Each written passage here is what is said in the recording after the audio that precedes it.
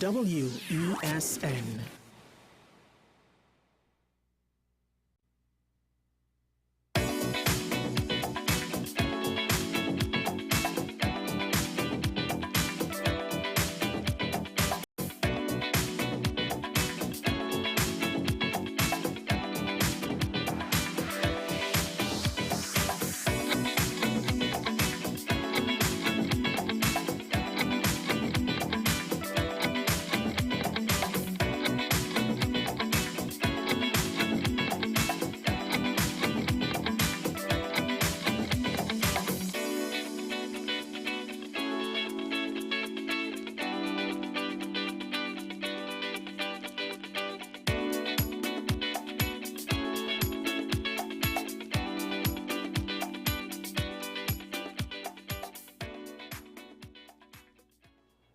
Good morning, Trinidad and Tobago. My name is Mark Anthony Peter, and welcome to Breakthrough.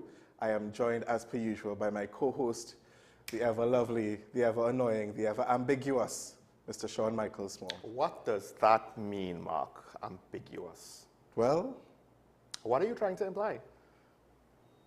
this right here. Folks, Ambiguous all the time. folks, notice the difference in energy from my intro for Mark last week on Talking to You and his intro for me today. Just saying. Just saying. In all fairness, your show is on a Friday. It's Monday morning. I know. But it doesn't matter. Like I said, I feel like I scrunched up accordion.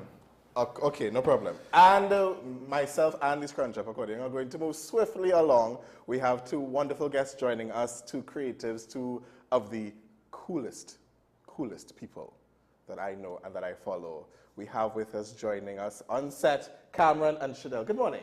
Morning, guys. How are you all doing this morning? Good. For me, it's early. But, I'm here, I'm awake, I'm glad. Thank you. So, yeah, there's a thing about creative hours and... Night owl. yes. And I do appreciate you being here. Thank you so much. So we're going to get right into it. I wish I could still be a night owl.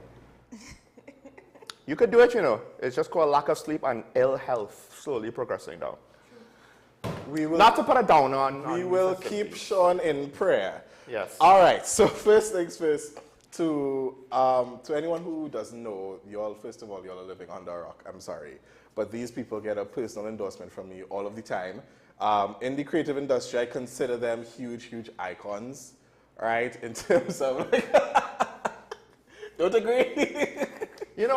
It's funny because when I call Jessel Murray, the legendary Jessel Murray, he's like, stop calling him that. But like, yeah, you're icon, right? He has a bias. That's okay. Apparently. That's okay. That's all right. Mr. Murray, apparently you are not his bias. You are going to get me in trouble. Moving swiftly along. So Cameron, creative, entrepreneur, film director, producer, multi-hyphenates that can go as long as the alphabet itself.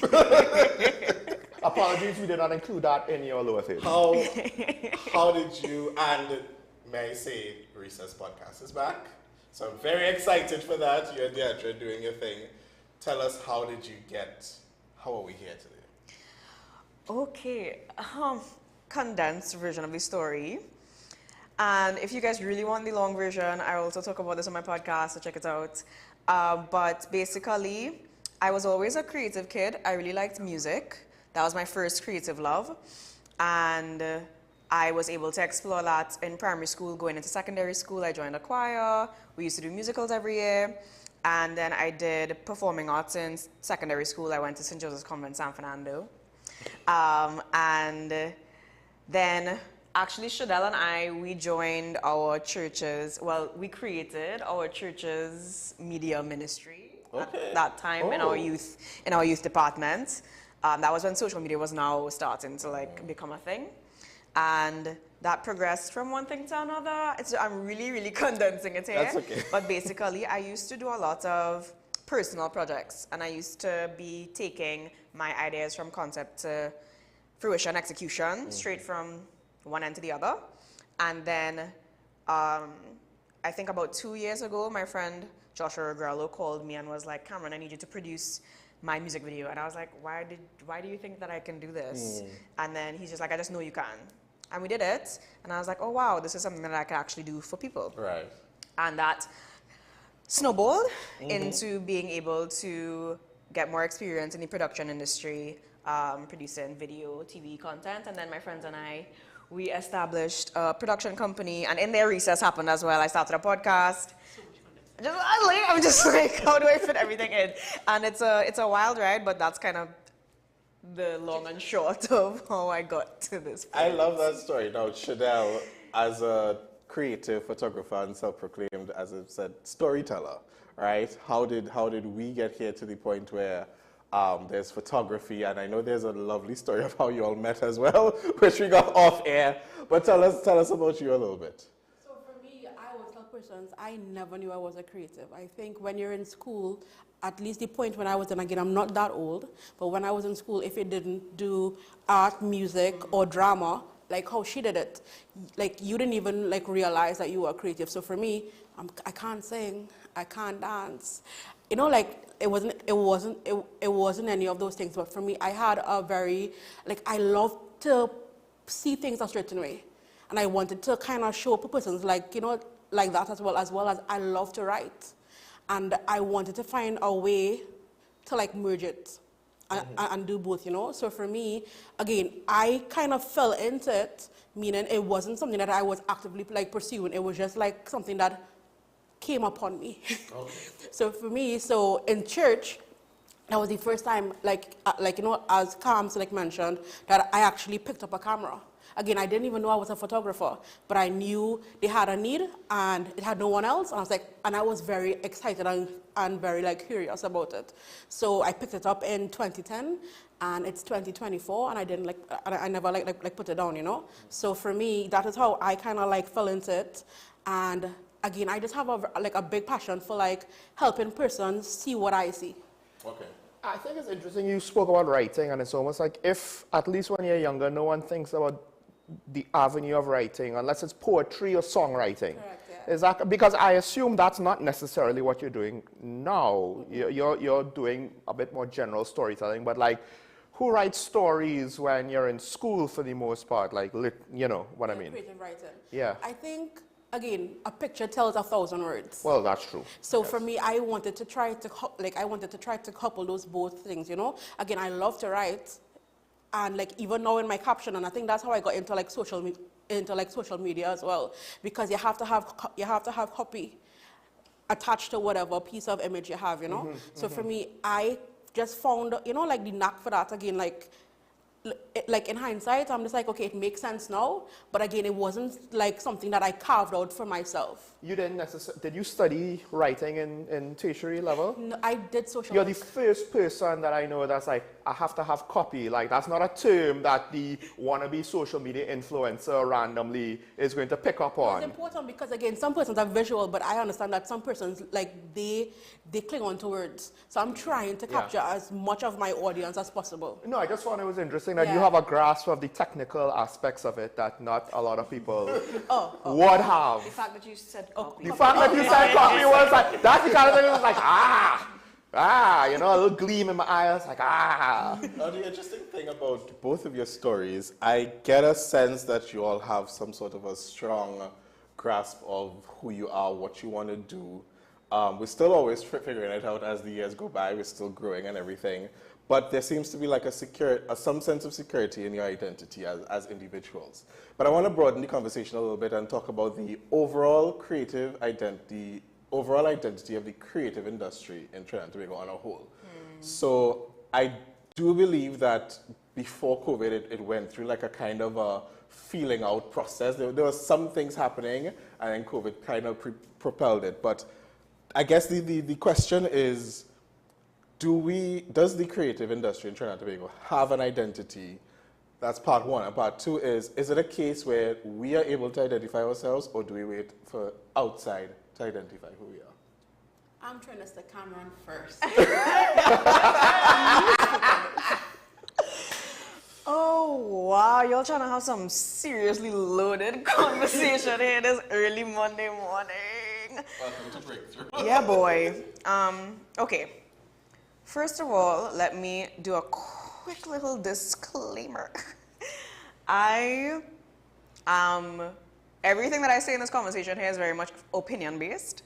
On my personal observations, my personal thoughts, my personal experiences. I'm not stating anything as fact. Don't come for me. Okay, great. So, in terms of, and the thing is, all of these thoughts that I'm going to express here today are also thoughts that I'm processing. I'm very fluid in my thinking. I'm able to think one thing, and if something presents itself, another opinion or perspective presents itself, yeah. I can adjust. So, if I believe that we have a creative identity, I think we do. I think our creative identity as Trinidad and Tobago is heavily linked to Carnival as well, because I feel like that is one of our larger, more developed, and also like of our creative expression. And it's a big industry as it pertains to creativity, and I think it's the one that has been around the longest, or in that way, structurally has been around like the longest. Yeah. So I think that our creative identity is heavily tied to Carnival, and then the industry itself, I think, is fairly developing. Okay. I still think we're a young industry. I think that because I think about this all the time in terms of there were always people doing like media. Like there were people telling the news, there were people doing journalism, there are people who took the pictures when cameras came out. Like, and I always think about how we always say, you know, the industry is so, like it's a baby or it's now developing, but I also think about the people that were there from the jump. So I'm not sure how I want to phrase that particular statement. But I think it's moving from minority to a little bit more than minority. I'm not going to say majority. I definitely think it is developing. And I think as we are developing, we are establishing our identity. I think it's a challenging task because of the identity challenges that we face as a nation regardless. Okay. So just in general, overarching. I think that we are so multicultural and so diverse that sometimes it's hard to pinpoint who we are. Yeah. And I don't know if that translates into the creative industry as a result, but I think that could possibly pose some challenges if we're really trying to identify ourselves. And I also think, and this is going to sound a little heighty, a little, but we'll see how it goes. Okay. So, as it pertains to the second half of the question, when you're talking about if we identify ourselves, if we allow other people to identify us, we are post-colonial, like we live in post-colonialism. So we've had a long time where our culture was stripped away from us. And we've had to reestablish what that means to us and what that looks like. So I think we are accustomed to having people tell us who we are. And I feel like we're getting to a place now where we're having the necessary conversations in order to revisit those concepts and ideas. And I think there's a generation now that has so much information and knowledge that we can start to tell people who we are. Tell people who we are, and we're starting to have those types of conversations. Okay. So I know I said real plenty there, guys. I'm sorry about that. It's interesting that you brought up the history of it, because I think in essence that is what makes the creative industry, that's what makes us creative, because if you look at the history of, let's say, Carnival, the history of Cambodia, the history of the steel band, of how things were birthed out of huge challenges, huge repressions, all of those things, and we were able to, as a nation, pivot and totally make it into something. And even the development of steel bands, when steel band was very much like they used to war a little bit, like bands used to war against each other. But then we are in a position, and I think I said this before, we're in a position where we've moved from that to a place where all of them can exist in Panorama, and all of them can compete for something, and everybody can see not just the adults but the children performing in Panorama and stuff like that, and have that sort of development. So it's interesting that you would have mentioned that. Chanel, I'm kind of curious as to your thoughts on the subject. Well, for me, I really think about how identity is formed. Like, so of course there is like this, a passive way where things are happening and then you're able to have identifiers. And then there's an intentional way where people come together and say, okay, this thing is forming, let us put some legs on it and all these things. And I feel as though the former has happened. And again, it's only my experience. Like, you know, please don't like cancel me and be like, well, shit, I wrote a paper. I don't know. You know, and like, of course, afterwards, feel free to come and like tell me, you know. Yeah. But like for me, I see it being done very like passively, and I don't think there's any one organization or a body behind it. Because again, for me, I've always, of course, like, you know, like when I think about identity, like you think about a logo, like again, if you think about branding, right? Like, you know, like you have a logo, you have a brand kit, all these things, and I think about the creative identity in Trinidad and Tobago, and I feel as though there is no like specific thing that you could like point out. And that's just my experience. Like, even if you ask us today, what's our national food? Is a war between, is it like doubles? Or is it, you know, like again, it's more than one thing. Yeah. So I feel as though there has been no, like again, I've just experienced it done in a passive way. Because even in South, because I'm a South girl, I don't feel that creative. Again, because identity is close, like for me, it's tied to community as well. Yeah. I don't feel it down south, but if I come up Port of Spain, I'm seeing it everywhere. So, you know, so. I do wonder, there's something that you said there. I don't, granted, I do actually believe post-colonialism, stripping away culture, did have something to play with the fact that we don't necessarily have traditions and values to fall back on when things like crime gets out of control, because we basically have these young traditions and young societies, right? But with regards to art, I find it interesting. You also, I think, kind of imply the multiculturalism is a challenge, and I think that might be really where it comes down to. Because again, like for tourism, how do you we don't have a way to market the country. Even our tourism product is actually diverse, because Trinidad is somewhat different to Tobago, but then Trinidad has so much to offer as well, not just business tourism, right? But with regards to creativity, I do wonder, like, you know, with regards to those of Afro descent, yes, culture got stripped away. Then I think in some other ethnic groups, like I think some of the earlier Chinese immigrants kind of stripped the culture away themselves, because none of my Chinese family that I know of even can speak Chinese, I think. Wow. We kept some of maybe the food and the cooking, but to say like the language. Yeah. And then of course, with the language comes how much of your artistic expression of your culture that's just gone, right? So to some extent, I think it happened to more than one group, whereas it didn't happen to others. But more importantly, I think we just have so many influences. And then on top of that, we have the current foreign influences. Yeah. Who, I mean, okay, one could argue African Americans, then they evolved from what was American into their own.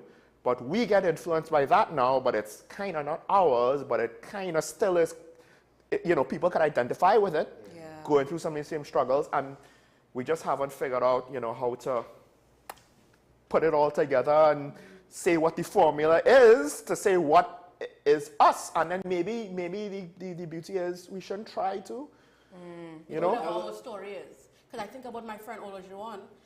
When I watch his work, it screams like Trinidad. But that's because he has embraced his story. Like, he's from Laventille and he shoots in Laventille. Like, and again, like, I'm not there all the time, but because of his work, I see it. And I'm like, that is Trinidad. So I feel like if the more you embrace what your own is and your own experience, like maybe. Because even in America, you know, East Coast, West Coast, Atlanta, Baltimore, Chicago, like there's variations in rock, rap, everything. Yeah. So, based on what you both just said,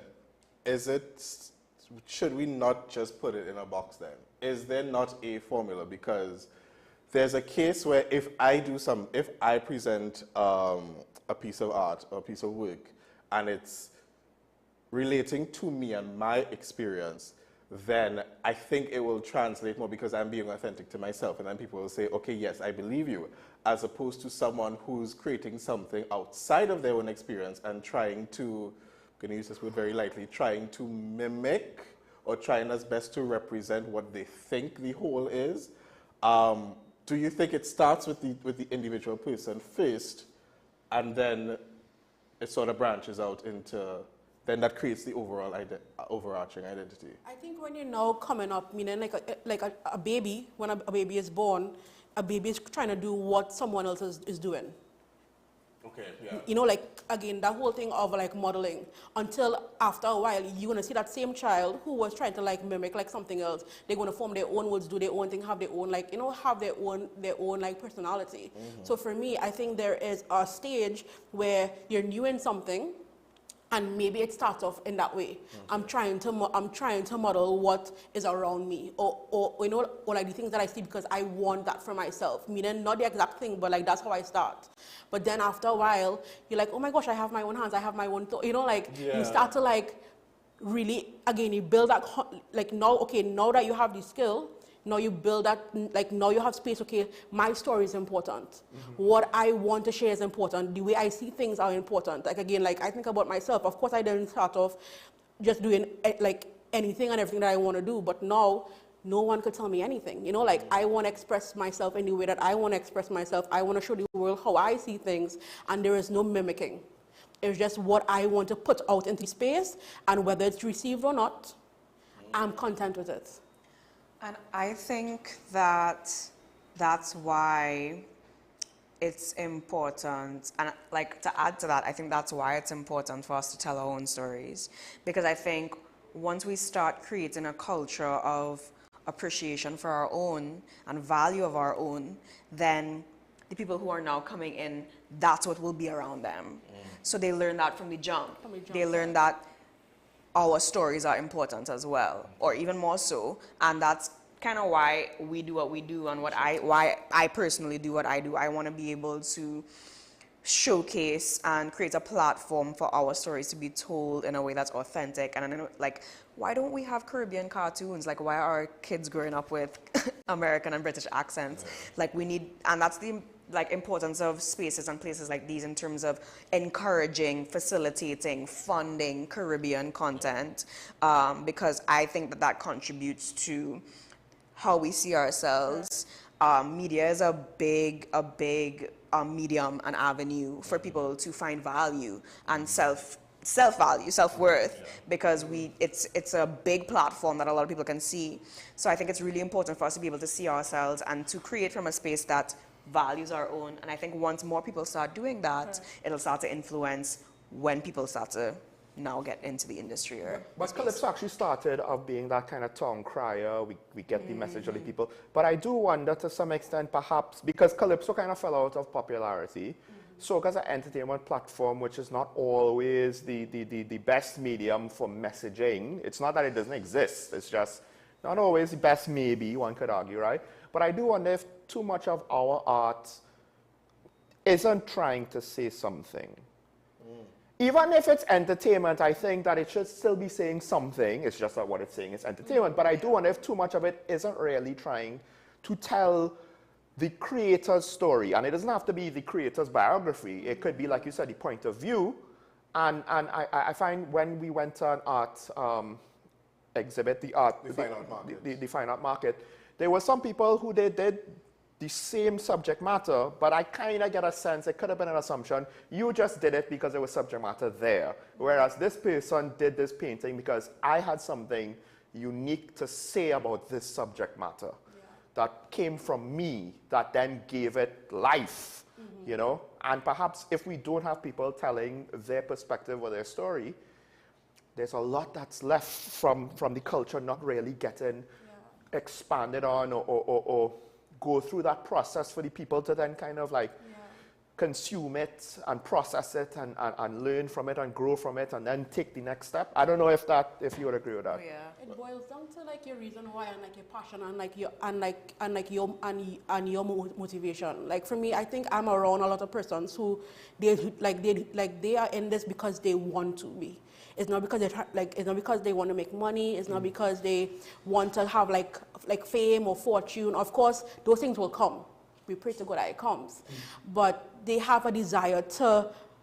Again, it's like their purpose, it's like their reason why. So I think the art that I consume around me, just around the persons who who I'm with, again, like the songs I listen to, Hussein, and all these things, like they are there because they want to be, and I see them in it. And I think there's of course there are the few who, again, it's merely a job. It's merely just what they do to bring in some money. It's commercial. Yeah, but again, I think the majority of persons who choose to be in the industry, and this industry is hard, don't get it twisted, please. If you see somebody in the industry, I give them so much respect because it's hard. Nobody is there, again, because you work for yourself. No one is there to file your taxes for you. No one is there to say, hey, it's time to go. Again, it's you on your own, and you are building this thing out for yourself, and sometimes it's hard, you're not sure where your money's gonna come from, but what else? There is no other option. Meaning, this is what I want to do. This is what I've been placed here on earth to do, and there is no, I have no plan B. I have no plan B. Cameron have no plan B. This is what we want to do, and to do anything beyond, and to do anything other than this is a disrespect to what is placed inside of us, And I do want to, I'm not going to name people, but I do think that at least for me, I'm going to big up my peers and my crews and the people who I rock with and the people who are in our generation that I feel are really honoring their platforms in a way that progresses who we are. I feel there are some people in our generation that are really purpose-filled and who are really promoting that we are we're dope. I always tell people I believe that Trinidad and the Caribbean is a wealth, a huge resource pool of amazing, beautiful culture and diversity.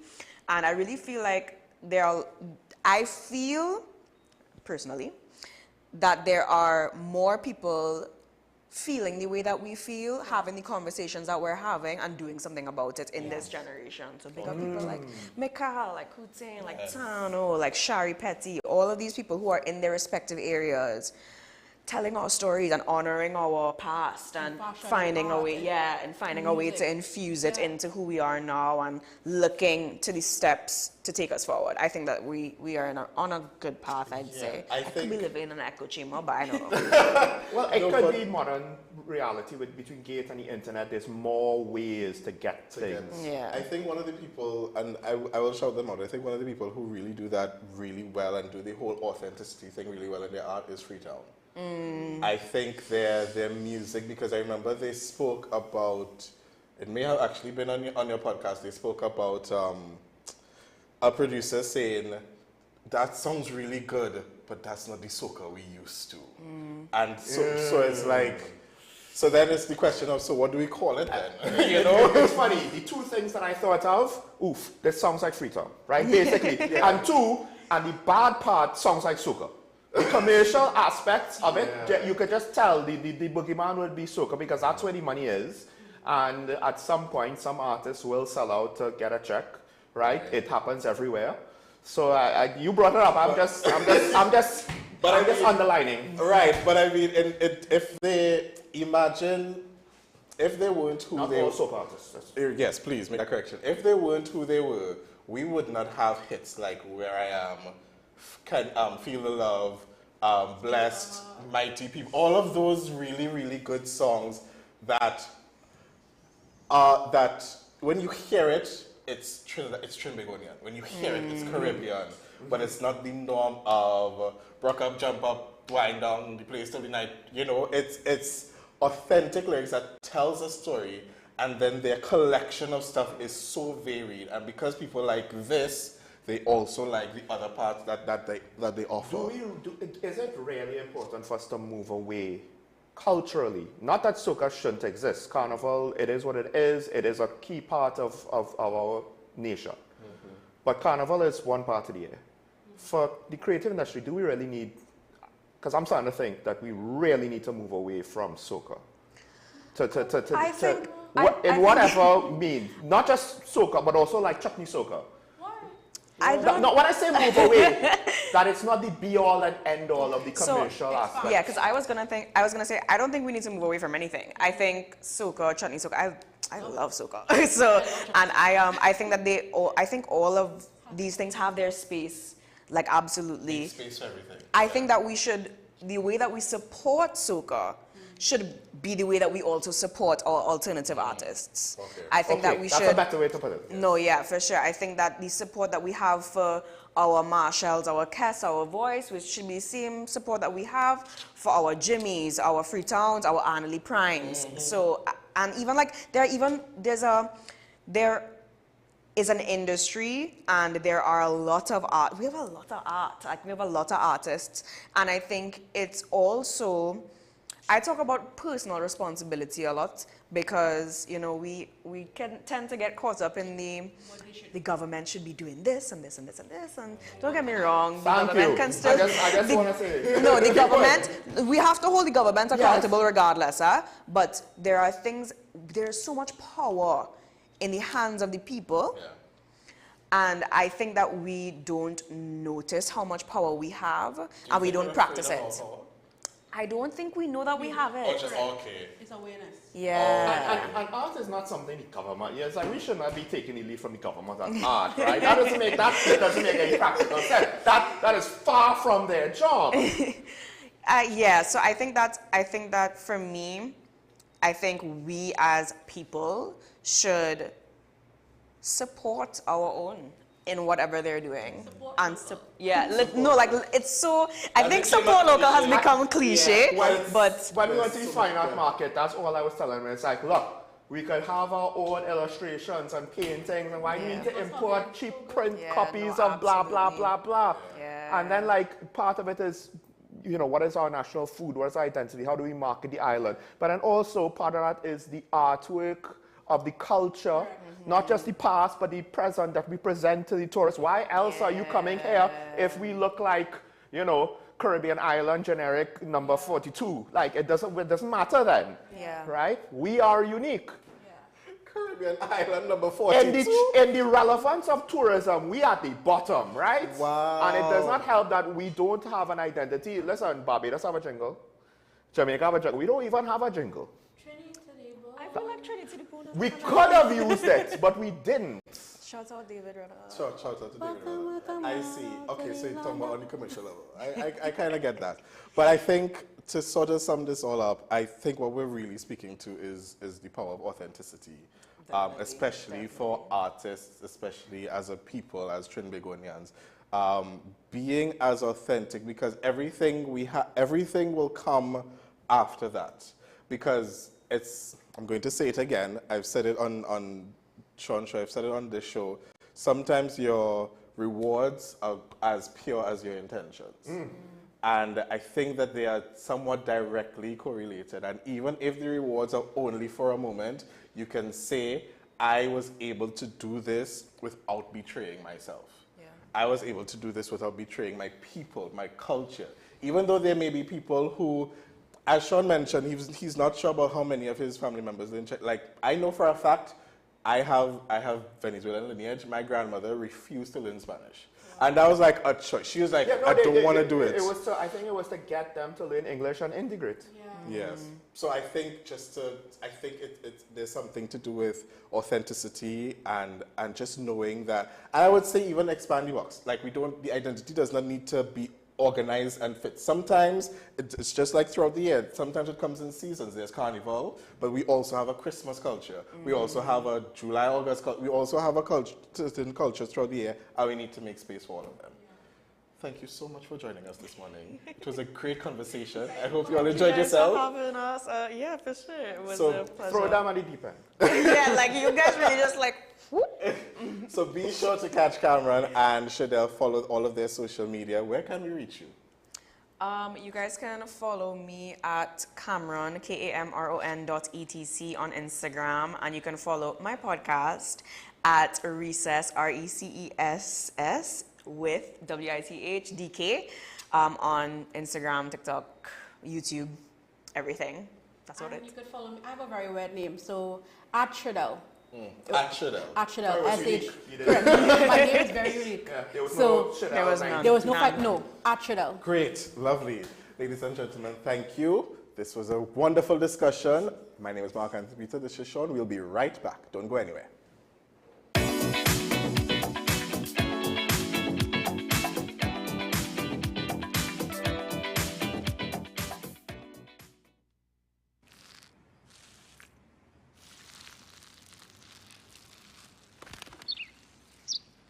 Maybe he landed here totally by coincidence. But if by chance he's admiring your fresh coat of Benjamin Moore soft sky blue, well, that's a pretty high compliment. Coming from an expert.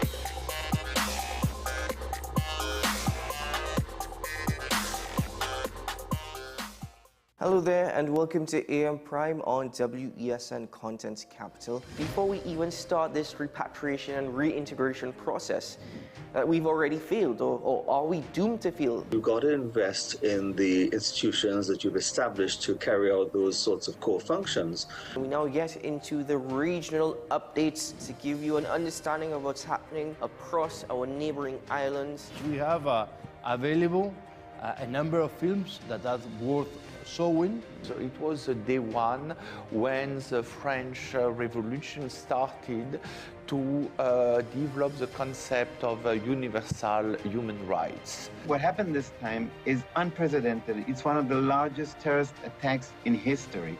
Let's welcome Carl to the program. Carl is over there, next in staff. Hello, Carl. Silky anteater or pygmy anteater, and we have two of the three species of anteaters right here.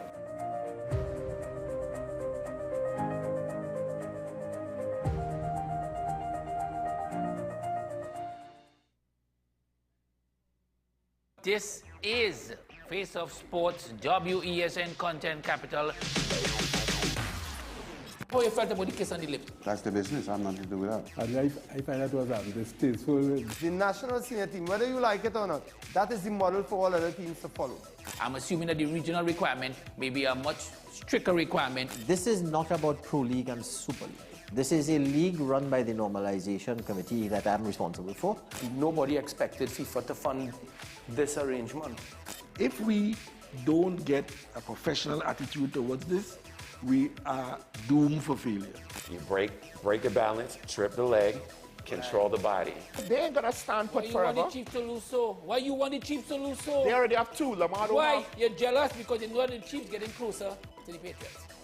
Let's go to the last part. No, of this game. no. Let's go to the last part.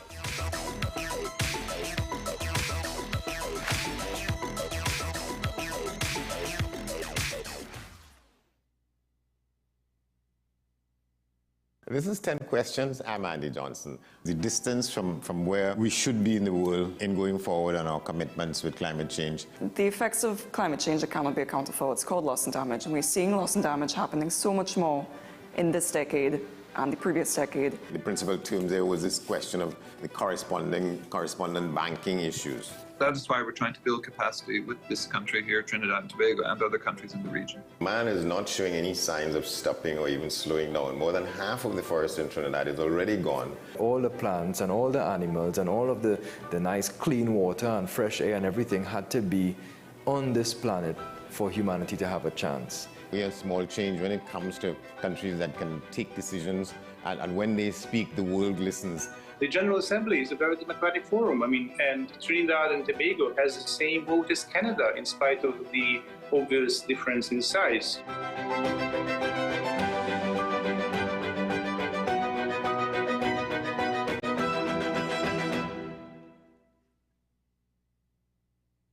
We are tackling the hard-hitting topics, some controversial topics, some topics we sweep under the rug. You don't always have to forgive in a relationship for it to move forward. If it is you are in a situation where you forgive the person, but to the detriment of yourself, what are you really doing? It is very uncommon for somebody in the younger age group to have dementia. Atheists don't not believe. Is that I can't disprove God, but you also can't prove God, so we kind of at a stalemate. We'll focus on the woman who's been the victim, or the man has been the victim. We exclude the children.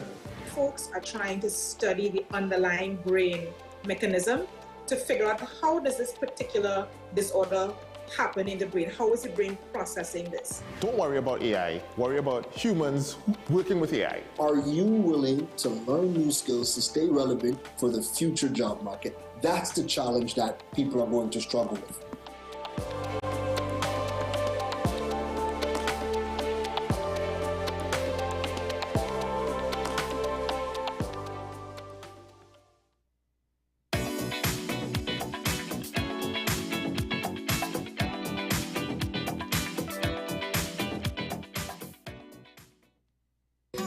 Take some time for yourself or spend some time with the family at Sandy Point Village Hotel. Enjoy our various studio and suite apartments, self-contained with their own kitchenettes and Wi-Fi. We also have our famous 100-foot swimming pool and our beachfront restaurant, the Steak and Lobster Grill. And our location in Crown Point puts us near the center of activity from the nylon pool to the local nightlife. Call us and make your reservations at 639-8533, 389-2378, or email us at sandypointvillagehotel@gmail.com. FanZone, your reliable, authentic supplier, has just gotten better. You can now visit our website www.fanzonett.com for your authentic wear and collectibles. The only place where you can use both your Visa debit and credit cards. Visit our website fanzonett.com to make your purchase today.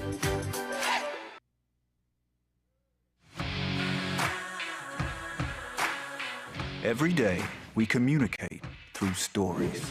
Stories of ourselves, our challenges, our goals, our experiences, and our aspirations.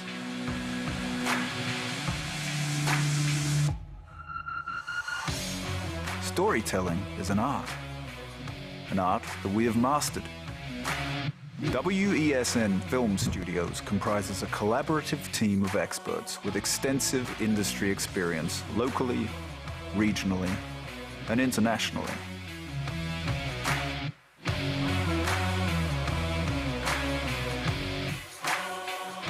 The ability of your business to successfully communicate with your preferred audience depends on the strength of the stories you tell. Your vision should be communicated in a high-quality, professional, and creative way.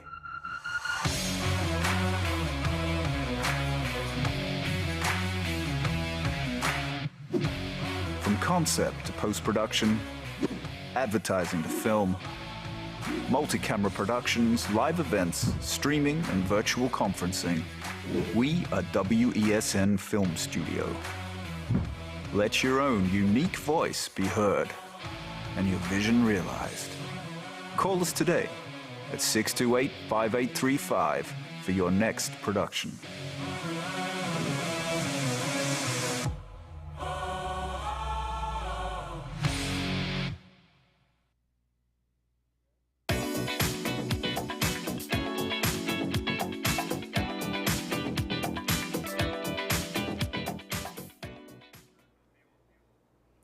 And welcome back, Trinidad and Tobago, to Breakthrough. You're still here. Oh, damn. So before we get into our next guest, we have a little clip for you all. Please enjoy.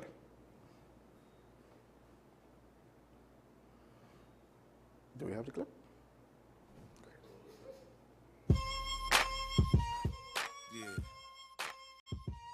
Shady aftermath. Gee, you near. Damn, baby, all I need is a little bit of this, a little bit of that. Get it cracking in the club when you hit it. Drop it like it's hot, get the work in that back. Girl, shake that thing, yeah, work that thing. Let me see it go up and down. Rotate that thing, I wanna touch that thing when you make it go round and round. Step up in the club, I'm like, who you with? See unit in the house, yeah, that's my clique. Yeah, I'm young, but a nigga from the old school. On the dance floor, doing old moves. I don't give a fuck, I do what I want to. I hit your ass up, boy, I don't want you. Better listen when I talk, don't trip. Yo, in the car, mine's in this. Imagine Now, a world where how to do arguments that. don't exist. I really want to learn how to do that. CR. Yeah, My you time are. is gone. Yeah, it is. Yeah. But we have joining with us, we have the founder of Extreme Dance Academy, XDA, Hamid. Good morning. Good morning. With dancers. I was going to get to them, along with the dancers that you just saw. Camille and Ethan, good morning. Good morning. So Hamid, I'm going to go straight to you. So tell us a little bit about Extreme Dance Academy. How did it start? Why did it start? And how's it going so far? Wow, so Extreme Dance Academy started in the late 90s. Okay. But before, the journey started way before that. Like, not way, but, you know. I came up in the party time era. I don't know if you're familiar with party time. No, that's before my time. That's before the time. I'm not that old. I'm old, but I'm not that old. Wow, right. But party time was this huge platform for young people, young talented people, dancers, singers. I might have seen that on TV. Right, you name it. Right, so I came out from the party time era. My group, Spoiled Brats, won party time.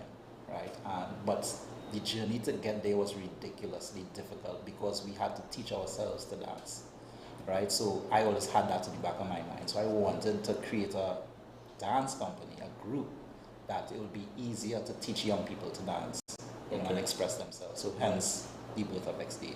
Okay, nice. And so we have your flag on either side by two of your students, right, who we just saw in that clip. Actually, let's start with the one in the cap on the end there. So, how long have you been in XDA and why did you join XDA? Okay,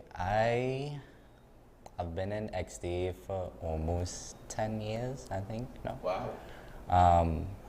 I had no interest in dance whatsoever. That video says otherwise. Yeah. I don't like it. I just do it for 10 years because. No.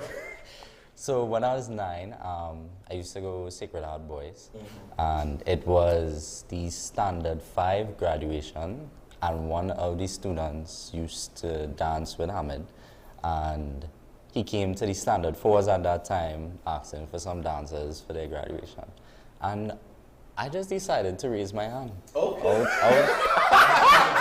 I was like, this might be interesting, so I just raised my hand. Okay. And I met Hamid. And after that performance, I kind of just had a passion for dance. We called Hamid, and I joined XA, and I've been with them ever since. So what you're saying is, you're like, I have no dance experience, but I'm just as good as these people. Yeah, let's go. The irony is, what are you studying now? Computer science. To be fair, you're not the first artist to give us that question, though. Correct.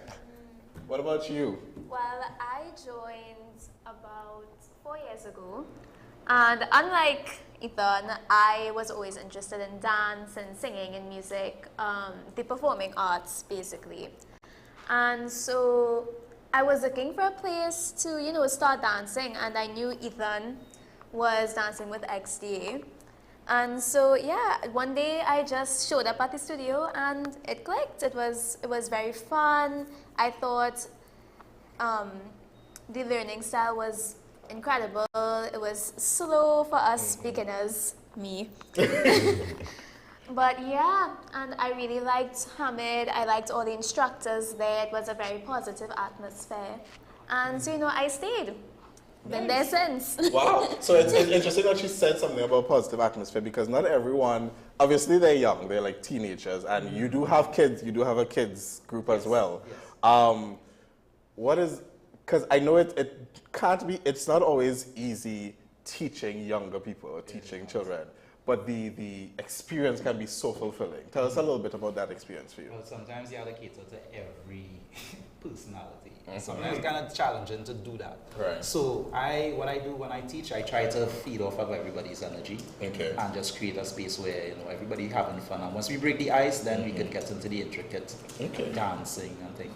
Well, I find it interesting. Did your own experience, how you came up, you all had to teach yourselves, you had to then build this academy from scratch. Right. Did that then kind of allow your teaching style to cater? You don't have like however many hundreds of years of classical ballet traditions and all of that nonsense, right? You are doing it from the ground up yourself. Correct. So did that allow you to cater to, something that would be more user-friendly per se? It kind of did because, like I said, I had to find myself. And because I had to find myself now, I could relate to these young people, Okay. All right. And what do you all tell us? Do you all have anything planned? What are you all working on? What's going on right now? Well, we have a lot planned. Ethan is part of a crew called Legacy. Okay.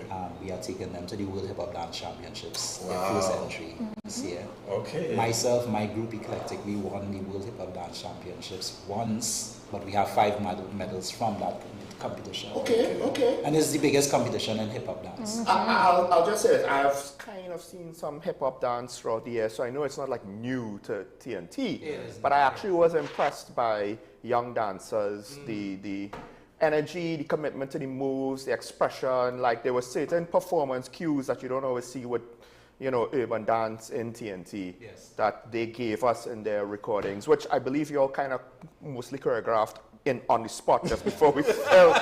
So what you got, folks, that was impressive. For those who don't know, I know a little bit about choreography. That was impressive. So y'all have that hip hop, you're doing fundraisers and stuff like that? We're currently doing fundraisers. Actually, Ethan, and tell them about the We actually have a party planned on June the 14th, this Friday. Tickets are available now at Island e-tickets. It's called Chill and Splash. Thank you. So we have to tell us about your social media, XDA social media real quick. Right. Where can we follow you? You can follow us at XDA. Once you type in XDA, you'll find it, but it's XD Academy. Okay. At XD Academy. At XD Academy. You'll see all our dance videos, schedules for classes and whatnot, all the information. Great. Thank you so much for joining us this morning. It was great to have you. People, the young people are involved in the arts. They're doing their thing. They're going to competitions. It's positively impacting their lives. Continue to support. International competition. All right? So we have to wrap up. Unfortunately, we're out of time. But thank you so much for joining us, Trinidad and Tobago. We have one more clip as we head out, so we're going to throw that to you. My name is Mark Anthony Peter. Sean Michael Small. You almost forgot. We'll see you next week. And enjoy this clip as we head out. Bye-bye.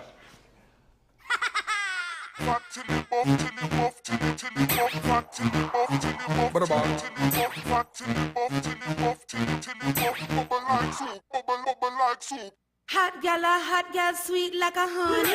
X to the 5, me not drive in a sunny. Vicky have a secret, Gianni funny. Man come a offer, me no beg them no money. Fat till you buff, any which way me turn it. 10 pound ton chatterbox